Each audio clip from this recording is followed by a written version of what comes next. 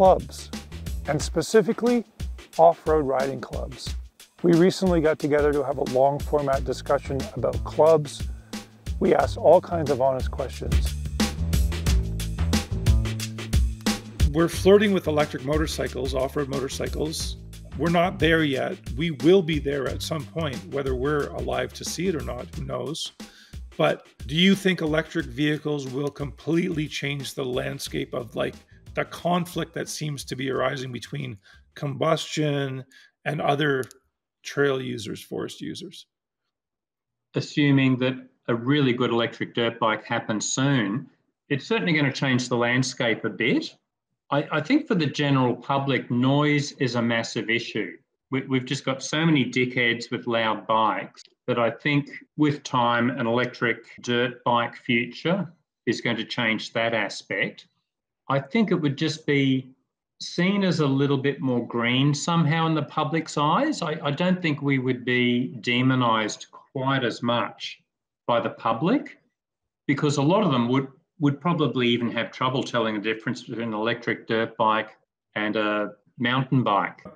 I agree with you that it's a timeline for electric for sure. And I think one of the pivotal decisions that are going to affect the future when it comes to electric is how governments decide to define an electric propulsed bicycle. Is it where does the bicycle end and the motorcycle begin? When does it become a motorized vehicle? Like, does it have to have pedals? If it doesn't have pedals, are they going to class it into a definition or a box that is easily going to be discouraged from using, say, hiking trails?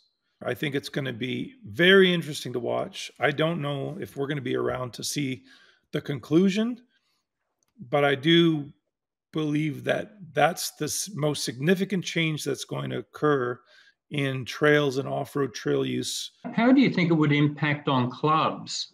Because if, for example, the people running clubs tend to be older, maybe a bit more traditional, are they going to try and encourage people with electric bikes on this spectrum towards mountain bikes to join the clubs? Or will they just go, no, we are purely about combustion driven? I've already personally spoke to older gentlemen who've been involved in clubs for a long time. And of course, as we age, we get into ruts of thinking and we're less open than we were. But I've heard them poo-poo electric as not authentic, or they're not what we do. And they want to create a barrier for the electric guys rather than inviting them into the club. And I don't know if that's a smart decision, because I know people that are inside the electric industry and they've told me that we have no idea what's coming. Like, we will be shocked when we see what's coming. It's going to be a wave of electric powered vehicles and they're going to take over. I don't know if they're going to take over our style of riding, because we like to ride, longer distances, maybe that batteries will not accommodate at this point. But there will certainly have to be a discussion of where these new electric young men fit with these. And the funny thing too is mountain bikers don't want to accept the electric guys because they're not purists. And combustion engine guys don't want to accept the electric guys because they're not combustion. They see them as green.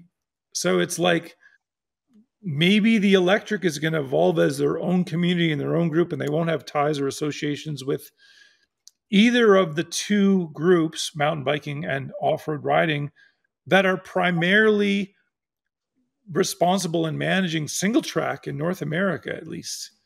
Oh, look, it's going to be fascinating to see how this plays out. Guys, we're always keen to hear your thoughts. Let us know in the comments. We would love to hear what you think of our ideas. And if you have unique, original ideas that we did not touch on, please add them in the comments, because you'll be surprised on how comments influence people's thought process.